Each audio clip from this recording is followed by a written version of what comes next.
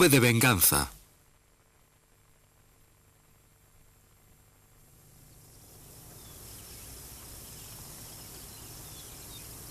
En su día fue el arma más terrible que se pudiera imaginar. Cayendo del cielo con furia sin precedentes, causaba muerte y destrucción a pesar de su pequeño tamaño. Los nazis la llamaron Vergeltungswaffen, el arma de represalia.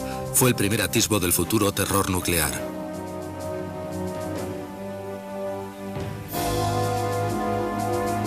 Era lanzada por medio de una potente catapulta sobre unos raíles de 50 metros de longitud. La V1 llovía del cielo contra sus objetivos, enviada desde lejanas bases camufladas en Normandía, Francia y Prusia Oriental. Bajo la estrecha rampa había un tubo ranurado con una cámara de reacción y un corto pistón de acero. Por medio de un generador se introducía gas a alta presión en el tubo, que a su vez empujaba al pistón hacia adelante. El pistón tenía una aleta que sobresalía por la ranura del tubo y arrastraba a la V1. En 3/4 de segundo era acelerada a cerca de 400 km por hora.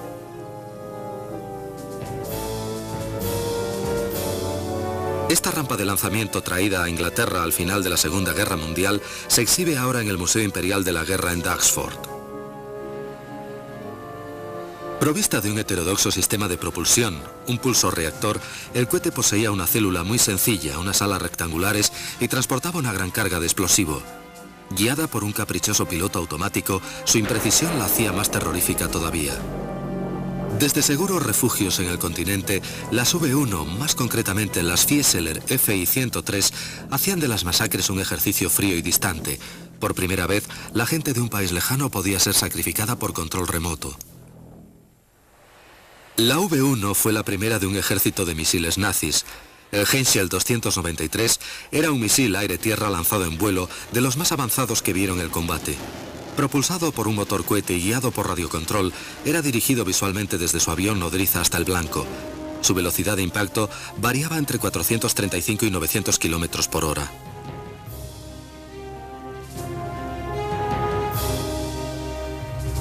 Pero el arma más terrorífica fue la sorprendente V2, con mucho la más formidable de todas ellas. Pesaba más de 14 toneladas, tenía un radio de acción de cerca de 320 kilómetros y transportaba su carga explosiva de 1 tonelada a una velocidad punta de 5.500 kilómetros por hora. También se desarrollaron cohetes antiaéreos como el Rhein-Tochter o Hija del Rin. El X-4 fue el primer misil aire-aire desarrollado para un nuevo avión de reacción. El Rheinbote o mensajero del Rin era un cohete multietapa que enviaba su carga más allá de 160 kilómetros. Volando a cerca de 6.100 kilómetros por hora, fue la máquina más rápida conocida hasta entonces.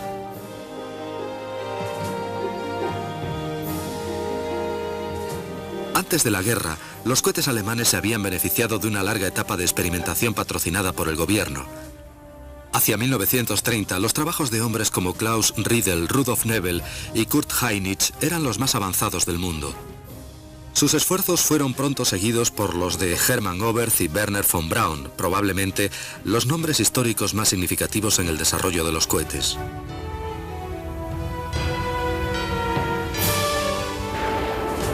No tan conocido, pero sin embargo vital, fue el trabajo de hombres como Raymond Tilling. Su cohete de combustible líquido, Tilling, equipado con alas desplegables para su recuperación, fue probado con éxito en 1932. Lanzado desde un tubo montado en un trípode, no sobrepasó nunca los 300 metros, pero fue sin embargo lo más avanzado de su momento, un pilar fundamental en el camino del desarrollo de futuros cohetes. Cuando el cohete alcanzase su cénit y se hubiera consumido todo el combustible, las alas se desplegarían y volvería dando espirales a la Tierra para ser recuperado. Se esperaba que pudiera transportar correo a distancias cortas. Un año después de este vuelo de prueba, Tilling moriría al explotar un cohete durante el lanzamiento.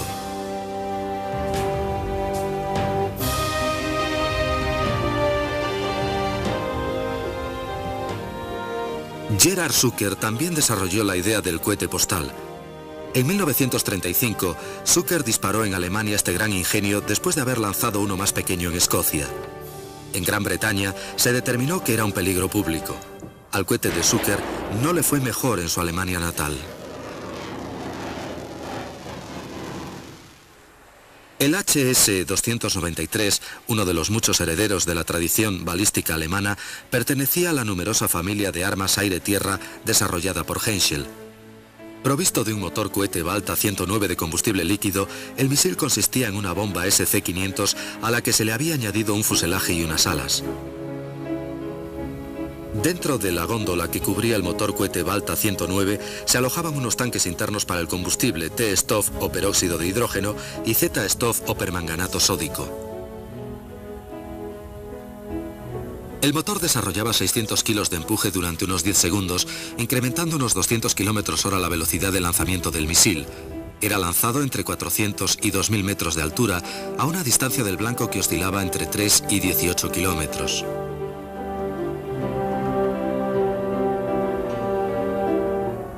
Se llenaba el depósito de combustible antes de adosarlo al misil. Aquí, probablemente un modelo HS-293D, es preparado para una prueba de lanzamiento desde un Heinkel 111H. En 1944, este arma fue probada en misiones contra barcos. Se dispararon unos 70 misiles de pruebas para perfeccionar su puntería y fiabilidad. Sorprendentemente, como las bombas inteligentes de hoy en día, esta versión del misil Henschel estaba equipada con una cámara de televisión montada en el morro para visión remota y direccionamiento al blanco. Los cuerpos cónicos colocados en la punta de los planos tenían como misión disminuir la velocidad, causando resistencia para que no sobrepasase sus límites estructurales y se desintegrase en el aire. Aunque la mayoría de los HS-293 eran guiados por radiocontrol, algunos estaban equipados con un sistema de seguimiento por cable que unía físicamente el avión nodriza y el misil. Iba dejando atrás un hilo que le conectaba a un controlador a casi 30 kilómetros de distancia.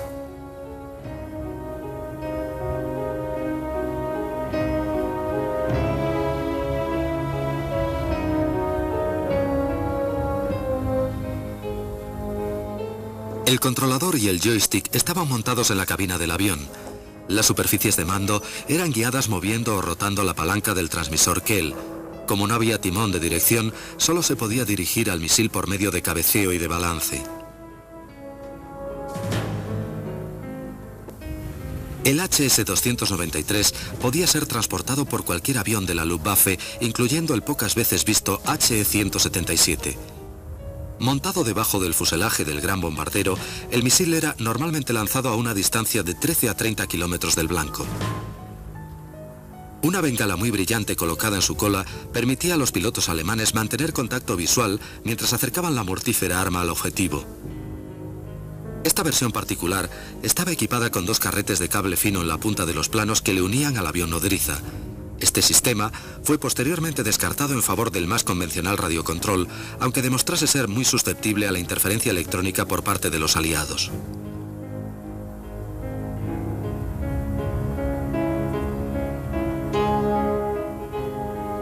El HS-298V2 de Henschel, con su extraña y protuberante carga explosiva, era un descendiente del primer misil de la compañía, el HS-298V1. El primitivo HS-298 no era tan aerodinámico y la carga explosiva, el generador del sistema de control y el molinete estaban dispuestos en posición opuesta al V2. La carga explosiva estallaba al contacto con el blanco. El misil estaba propulsado por un motor de combustible sólido Schmidt 109 que generaba 150 kilos de empuje. El alcance máximo era de 2,5 kilómetros. Cerca de 1900 HS-293 fueron construidos y su éxito alentó a Henschel y a la Luftwaffe a proseguir construyéndolo y someter el cohete a la dura prueba del combate. Surgieron numerosos problemas. Las bajas temperaturas frecuentemente inhibían los sistemas de control y de potencia del misil. Como eran difíciles de seguir con la vista después de lanzarlos, se añadió una bengala especial en la cola para observar su curso.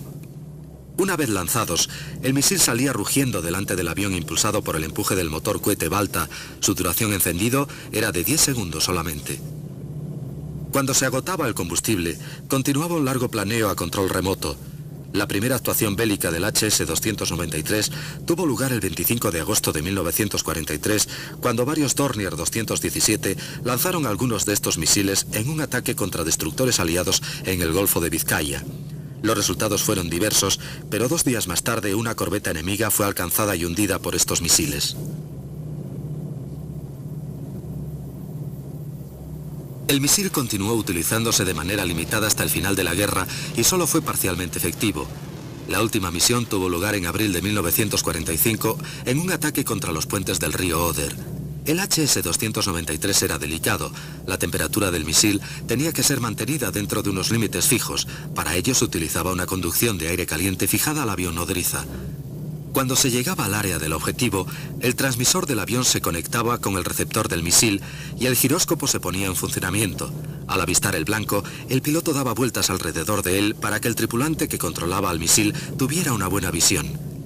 En el momento del lanzamiento, se apretaba en el visor el botón de suelta, cortando al misil el cordón umbilical con la nodriza. Después de un segundo de caída libre, la unidad de control del proyectil comenzaba a funcionar. El controlador, desde el avión, encendía el motor Balta y le dirigía durante su viaje final.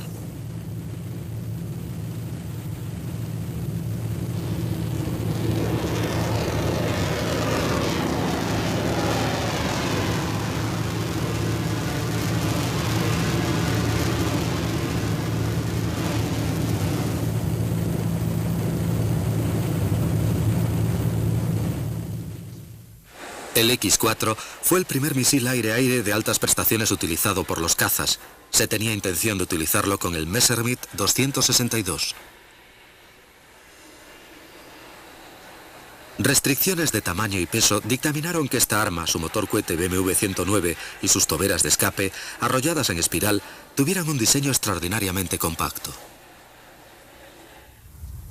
Muchos de los combustibles utilizados en los motores de los misiles alemanes eran particularmente tóxicos e hipergólicos, lo que significa que cuando dos componentes se ponen en contacto, arden, algunas veces con resultados catastróficos.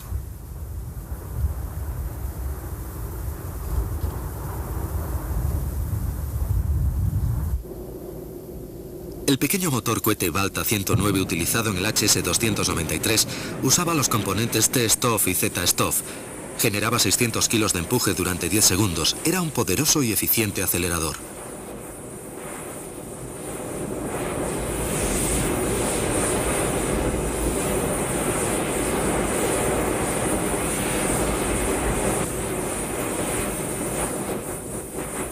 El X-4 de 60 kilos, suspendido aquí del ala de un FW-190, tenía un radio de acción de 3 kilómetros y una velocidad máxima de 1130 kilómetros hora. Pero la limitada producción del motor BMW descartó a este misil como amenaza real contra la causa aliada, aunque cerca de 1500 células de X-4 fueron construidas.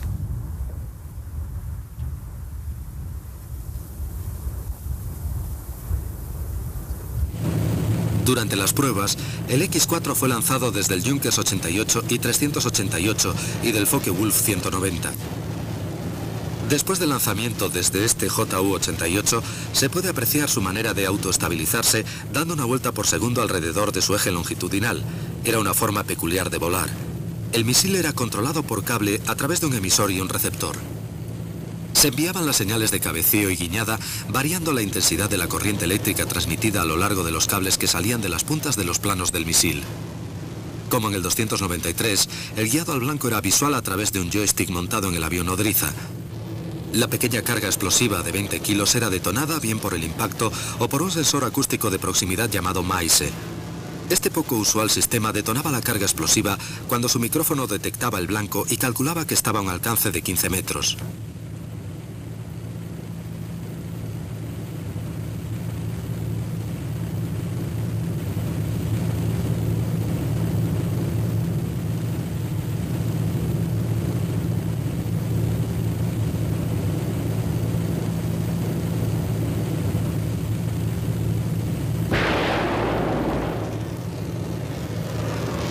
Otro misil proyectado para derribar aviones, esta vez desde tierra, era el Rheintochter de Rheinmetall Borsig. Con una unidad de aceleración de 4 toberas, el Rheintochter era un arma sofisticada pensada para intercepciones a gran altura. De 2 etapas, era maniobrado por los canards, parecidos a un remo, cerca del morro. Todas las otras superficies eran estabilizadores.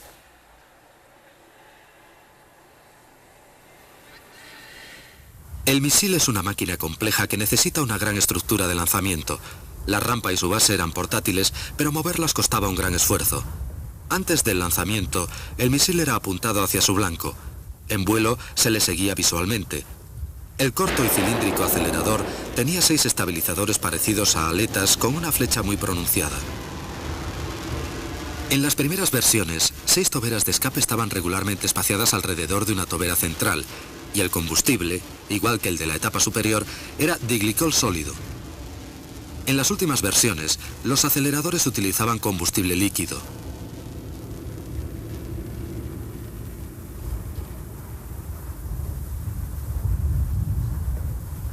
La máxima velocidad en ambos casos variaba entre 1050 y 1300 km/h, aunque el techo del modelo más avanzado, cerca de 15.000 metros, era alrededor de 10.000 metros mayor que el de su predecesor.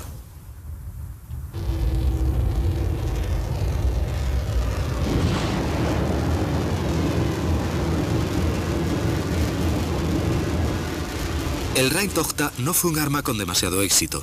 A principios de 1942, durante el programa de pruebas, se lanzaron algunas de las 82 de las versiones primitivas. Hacia diciembre de 1942, el proyecto se había terminado.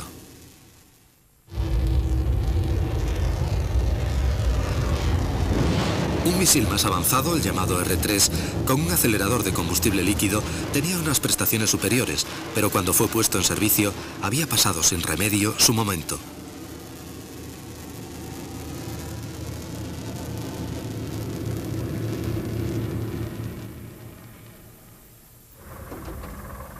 Existían 8 motores cohete principales de uso común en el Reich. Los más importantes de ellos eran los BMW, Schmieding y la serie de motores Balta 109. En Peenemünde se estaba desarrollando un poderoso y nuevo motor para el misil V2. Todos ellos demostraron ser relativamente robustos, fiables y sencillos de fabricar y operar. Había esencialmente 10 opciones de combustible para esos motores. A-Stoff, que era oxígeno líquido, B-Stoff, gasolina, C-Stoff, una mezcla de hidrato de hidracina y alcohol metílico, M-Stoff, metanol, R-Stoff o Tonka 250, una mezcla de silidina y trietilamina, SV-Stoff, ácido nítrico, T-Stoff, peróxido de hidrógeno, Z-Stoff, permanganato cálcico, Bisol, que era isobutil vinilo éter, y Basak 61 de combustible sólido.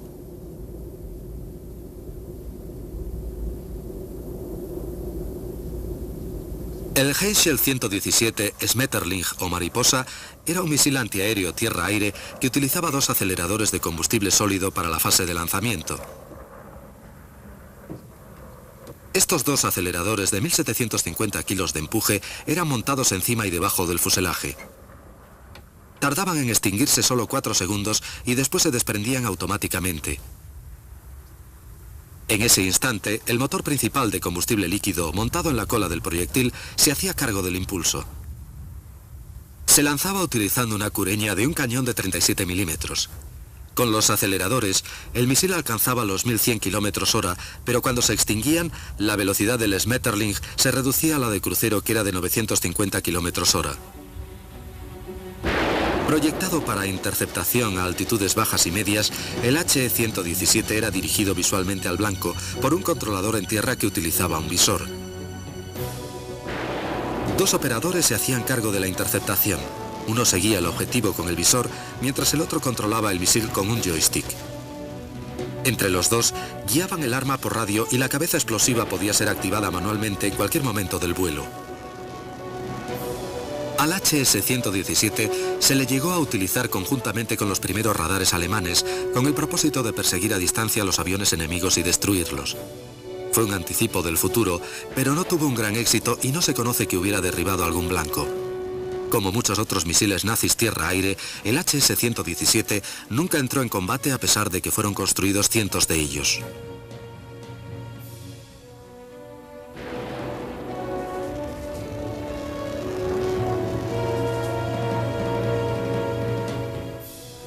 Con mucho, el mayor misil tierra-aire desarrollado durante la Segunda Guerra Mundial fue el Wasserfall o Cascada. Cerca de 35 prototipos fueron lanzados, pero ninguno entró en servicio. Basado en la misma aerodinámica de la V2, era algo más pequeño pero más maniobrable. Se estimaba que alcanzaría altitudes de más de 19.000 metros y una velocidad de cerca de 3.000 kilómetros hora. El radio de acción sería de unos 50.000 metros. El Wasserfall tuvo problemas con el combustible. Se probaron varias combinaciones de ácido y queroseno, pero no se encontró la mezcla adecuada antes de que acabara la guerra.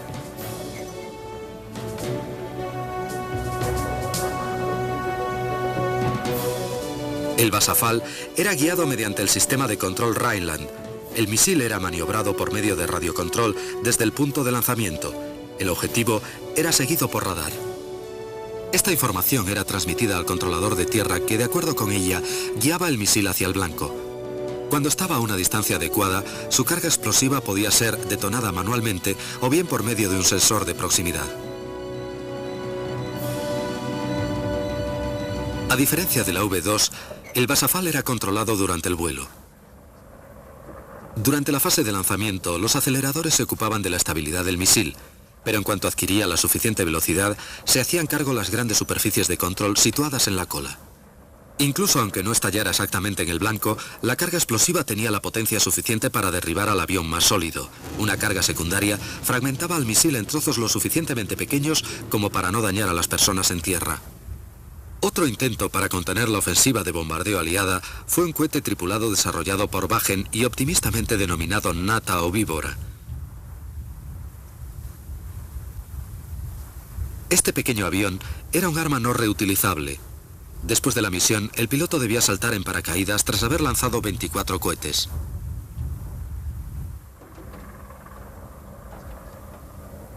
De todos los cohetes que llegaron a actuar en combate, el más terrible de todos con mucho fue la sorprendente V2. El primer misil balístico operacional del mundo tuvo irónicamente su origen como respuesta a la limitación de armamentos impuesta a Alemania en el Tratado de Versalles. Se comenzó a trabajar en cohetes y misiles a principios de los años 30 y de esta manera el Tercer Reich tuvo ventaja inicial en las aplicaciones militares de la nueva arma.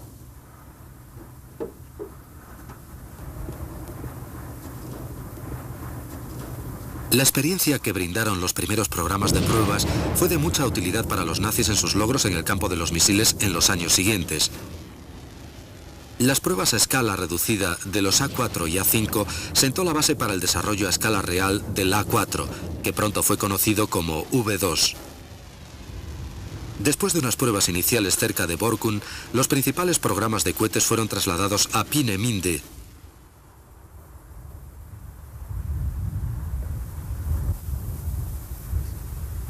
Aquí, en la costa del Báltico, se estableció una zona de pruebas de unos 470 kilómetros de longitud. Algunas islas adyacentes como Rüden y Greifswalder Oye fueron también utilizadas. Peenemünde llegó a ser la mayor y más sofisticada instalación de su clase en el mundo y la cuna de alguna de las armas más terroríficas de la Alemania nazi.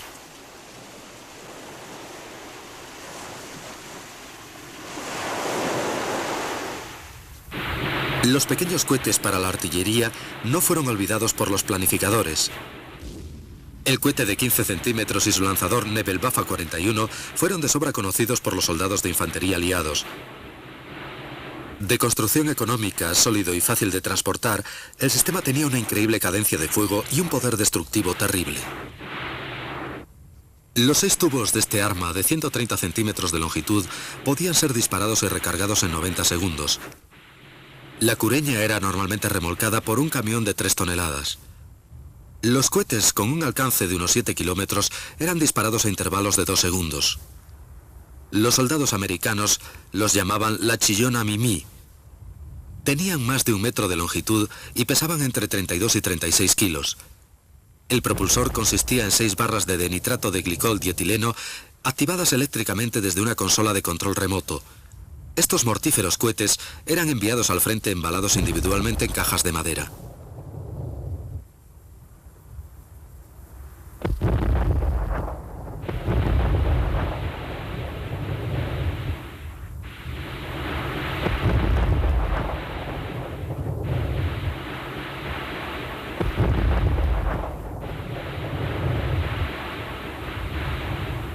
Los cohetes de 15 centímetros cuando se disparaban producían un zumbido aterrador que muchos soldados aliados no olvidarían nunca.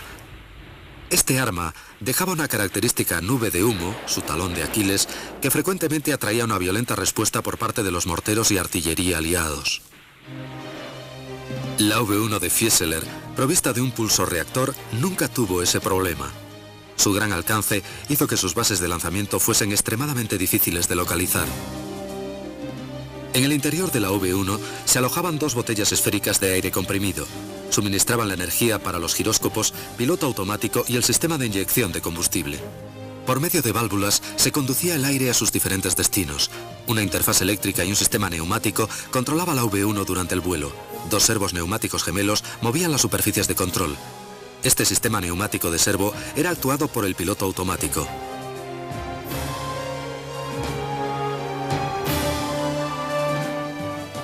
La V1 era instalada a mano en su cuna y en la rampa de lanzamiento. Una vez colocada en posición, una manguera de neumático y la conexión eléctrica eran los únicos cordones umbilicales. Con un fuerte empuje, el misil alcanzaba 110 metros por segundo en el momento de abandonar la rampa. Un selector de 3 posiciones encendía el motor y activaba la catapulta.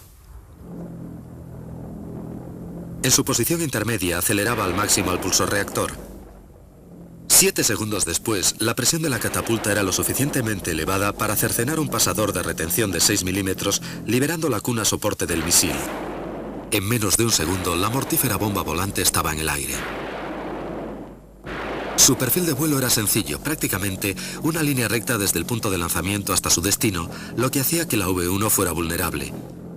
Una vez sobre el objetivo, cuando se cortaba el suministro de combustible, comenzaba su picado hacia tierra.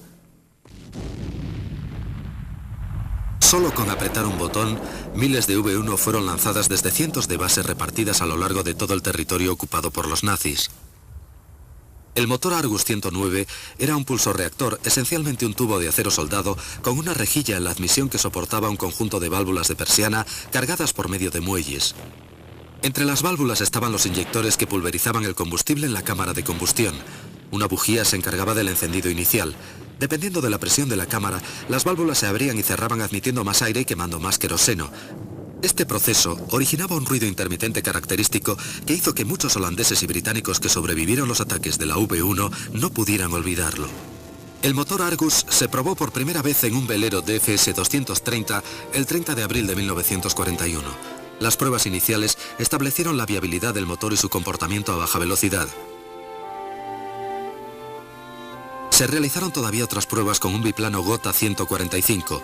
Un pulsorreactor se instaló debajo del fuselaje. Su extremo trasero estaba sujeto mediante una articulación para permitir el despegue y aterrizaje. El comportamiento del motor fue observado desde la cabina posterior durante el vuelo. Un Messerschmitt 110 voló también con el pulsorreactor Argus. El profesor Messerschmitt construyó también el ME-328, que fue uno de los pocos aviones tripulados que voló exclusivamente con el empuje de los pulsorreactores.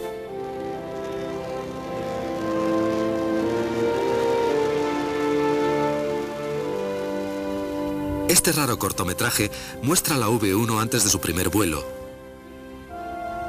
Difería significativamente de los modelos de serie. El difusor del motor, su tamaño en conjunto, la configuración del fuselaje y las superficies de control parecidas a un empenaje clásico eran muy distintas a la V1 final. Mucho más pequeña que el misil de serie, sirvió solamente para demostrar que era posible el vuelo sin piloto utilizando un pulsorreactor.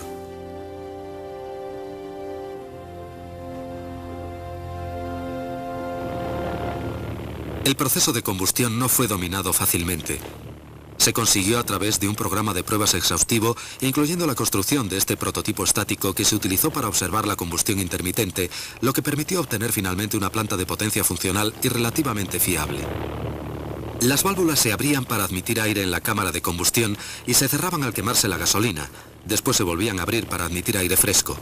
Todo esto ocurría a gran velocidad y producía el zumbido que le dio su nombre, Buzz Bomb.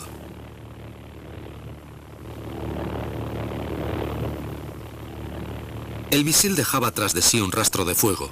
Visible a grandes distancias, frecuentemente delataba su trayectoria a los interceptores aliados.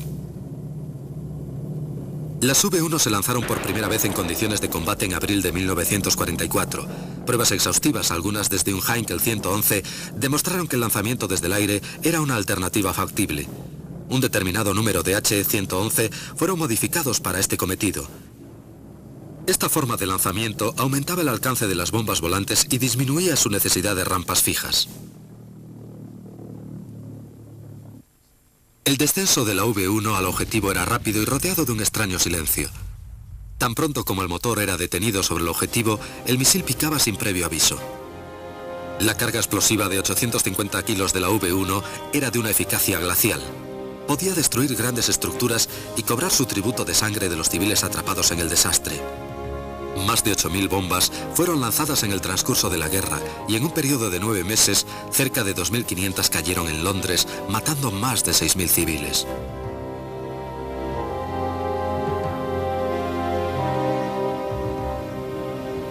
Contra la interceptación, la velocidad era su mejor defensa. La artillería antiaérea la esperaba en primera línea.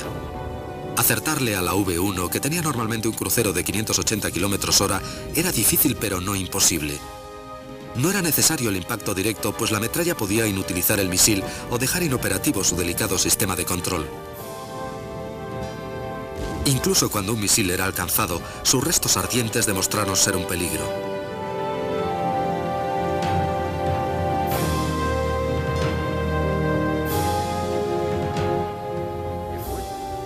Algunos sistemas de radar británicos tuvieron un considerable éxito detectando estas armas de terror a grandes distancias. Estas unidades daban una valiosa alarma a las gentes de Amberes y al personal antiaéreo que estaba esperando a las V-1. Los artilleros podían, al menos, prepararse para el ataque.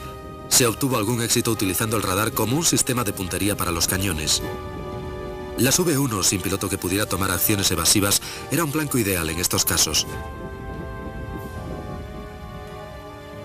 Quizá todavía más importante, los ataques nocturnos de las bombas volantes, aunque seguían siendo terroríficos, ya no eran impredecibles. Además, los objetivos podrían ser descubiertos por un simple cálculo geométrico, incluso antes de ver aproximarse a los misiles.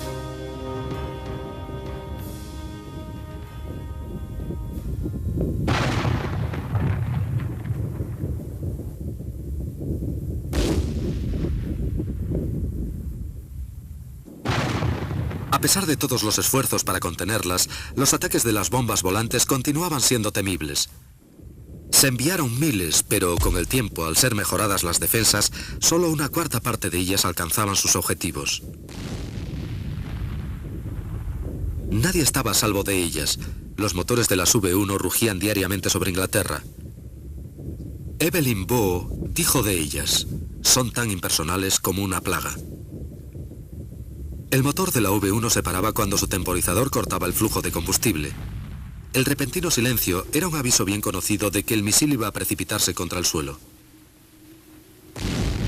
El talón de Aquiles de la V-1 era su trayectoria predecible y su velocidad relativamente baja. Frecuentemente se enviaban unidades de caza para interceptarla, incluyendo al avión británico de reacción Gloster Meteor. Después de la guerra, las V-1 capturadas fueron utilizadas por los expertos aliados en cohetes. Instantes antes del despegue, se le llenaba el depósito de combustible y se encendía el pulsor reactor. Un lanzamiento de V-1 era un suceso espectacular, producía una enorme nube de humo y fuego. Esta es la V-1 tripulada, la Fieseler 103R. Diseñada para ataques suicidas, solo se llevaron a cabo algunos vuelos de prueba hacia el final de la guerra.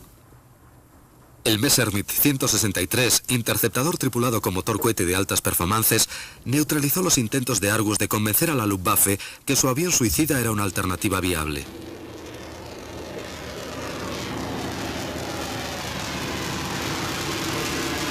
Las extraordinarias velocidades alcanzadas por este pequeño caza sin cola nunca fueron igualadas en la guerra. Incluso la aceleración del Comet sigue siendo sorprendente para los estándares de hoy.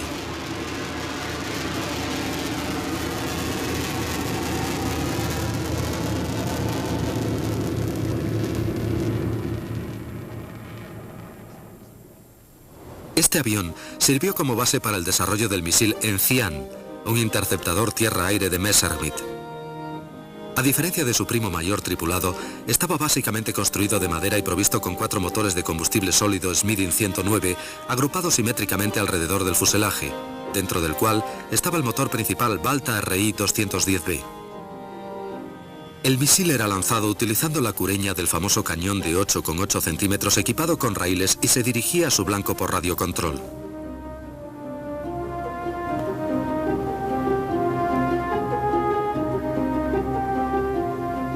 Peenemünde era una lejana aldea de pescadores en una isla del mar Báltico. El abuelo de Werner von Braun cazaba patos allí. Pero en 1939 se convirtió en el centro de cohetes más grande del mundo. Poseía fábricas de oxígeno líquido, talleres subterráneos, hangares y túneles aerodinámicos, uno de ellos supersónico. Cerca de 4.000 ingenieros y científicos alemanes vivían en sus playas. Otros miles, trabajadores extranjeros y forzados, suministraban la mano de obra necesaria para que el gigantesco proyecto progresase y produjera un arma de represalia dirigida contra el enemigo. Sorprendentemente, a pesar del dominio del aire de los aliados, la factoría permaneció desapercibida durante más de 3 años.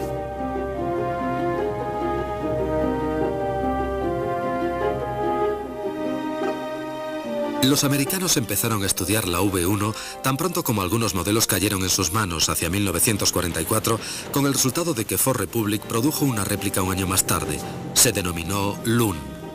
Las réplicas de las rampas de lanzamiento que se construyeron tenía como cometido estudiar la mejor forma de combatir al ingenio alemán, pero fueron posteriormente modificadas para probar los misiles americanos. Al principio, el misil Loon utilizaba los mismos medios de lanzamiento que la V1. Cuando se introducía el pistón en el tubo de disparo, se le sellaba para evitar pérdidas. Después el carro de arranque con su generador de gas era colocado en posición. Este lanzamiento ha fallado, probablemente a causa de un mal funcionamiento del sistema de propulsión.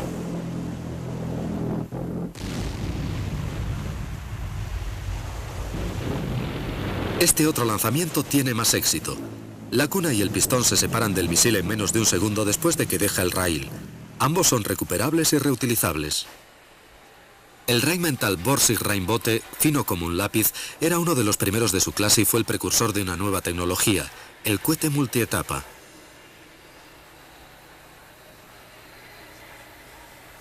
Esta arma del ejército, diseñada para transportar una carga de 40 kilos a 160 kilómetros, se pensaba que reemplazaría al cañón de artillería de campaña. La primera de las 4 etapas de combustible sólido tenía 6 aletas y 7 toberas de salida y generaba más de 37.000 kilos de empuje durante un segundo.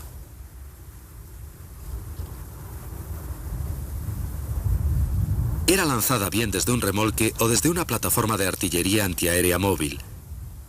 El misil era erguido a una posición predeterminada que establecía el alcance y la dirección. Cada una de las etapas del Rheinbote estaba equipada con 6 estabilizadores de flecha pronunciada. Estos creaban una fuerza que hacía que el misil girase lentamente sobre su eje, estabilizando su trayectoria durante el vuelo. Cada etapa era activada en secuencia por medio de una carga que actuaba cuando la etapa precedente se extinguía. A diferencia de la primera etapa, el resto solo tenía una tobera de escape.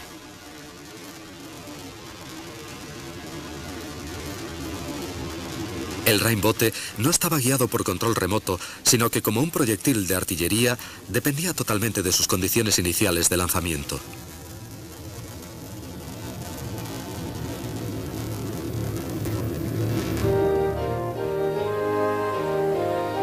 El arma balística más avanzada fue sin duda el cohete A4V2, la segunda de las armas de represalia de Hitler.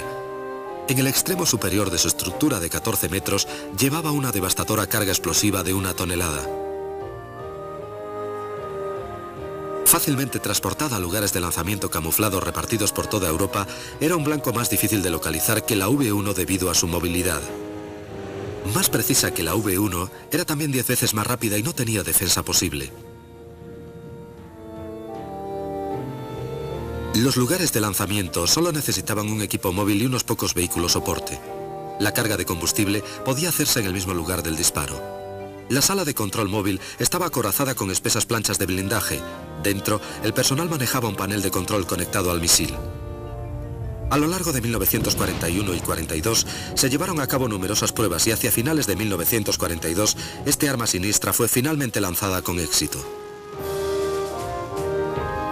Bajo la dirección de Walter Domberger, el programa de la V2 avanzó rápidamente, pero no fue un desarrollo fácil.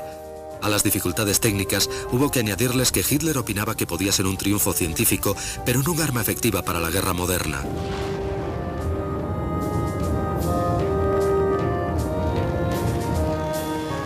Una serie de lanzamientos fallidos precedió al primer vuelo de la V2. Murieron personas del equipo técnico y también fueron destruidas edificaciones. La mayor frustración fue originada por problemas de los sistemas de estabilización y guiado de los enormes cohetes.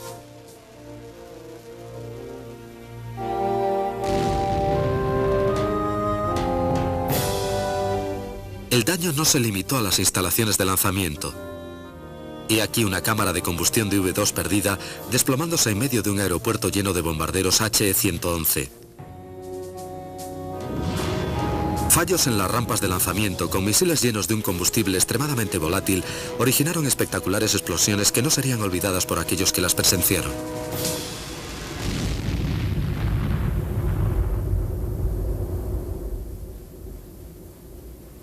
La V2 era lanzada al cielo por el mayor motor cohete de su momento.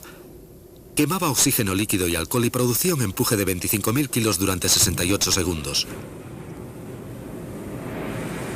El máximo alcance se conseguía a la mayor altura, unos 100 kilómetros. El tiempo de vuelo desde el despegue hasta el impacto en el blanco era de menos de 4 minutos.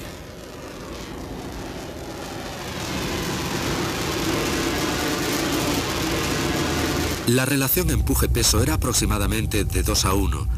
Después de la ignición, la V2 esperaba unos segundos antes de despegar. Pero una vez abandonaba la rampa de lanzamiento, aceleraba muy rápidamente. Por medio de un control automático, deflectores de flujo y después de ellos los timones, se mantenía en su curso al misil durante el resto del vuelo.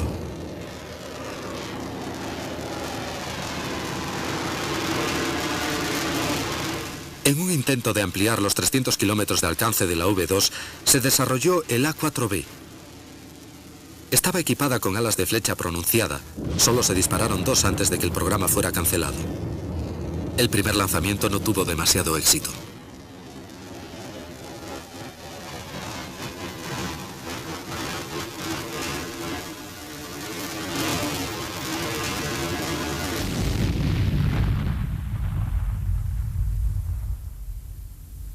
Unas 6.000 V2 fueron construidas antes del final de la guerra. De esas, unas 3.000 se lanzaron contra objetivos aliados. 1.054 cayeron en Inglaterra y otras 1.675 en blancos de la Europa continental. Aunque Londres fue considerado al principio el objetivo principal, Amberes en Bélgica también recibió su azote. La antigua ciudad fue bombardeada por más del doble de bombas de las caídas en Londres. Después de la guerra, las V2 capturadas fueron exhaustivamente examinadas por los servicios de inteligencia americanos y los expertos en cohetes. Fueron apresadas grandes cantidades de piezas de estos misiles por los vencedores aliados. Cientos de V2 terminadas fueron enviadas a América y usadas en un programa experimental de vuelos de prueba. Comenzando en abril de 1946, se lanzaron misiles en White Sands, Nuevo México, Cabo Cañaveral, Florida y desde la cubierta de un portaaviones de la US Navy. Estas pruebas condujeron al pleno desarrollo del programa balístico americano y a la carrera de armamentos contra la Unión Soviética.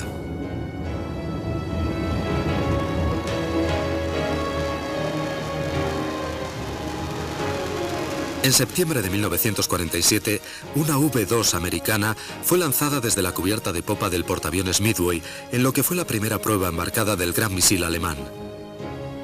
El lanzamiento solo tuvo un éxito parcial y el ingenio fue intencionalmente destruido a una altitud de 2.400 metros. Se puede rastrear hasta la V2 la progenie de los misiles intercontinentales americanos, como el Convair Atlas. Heredero de la V2 fue el Titan II, el más potente misil balístico intercontinental de combustible líquido en servicio en el ejército americano.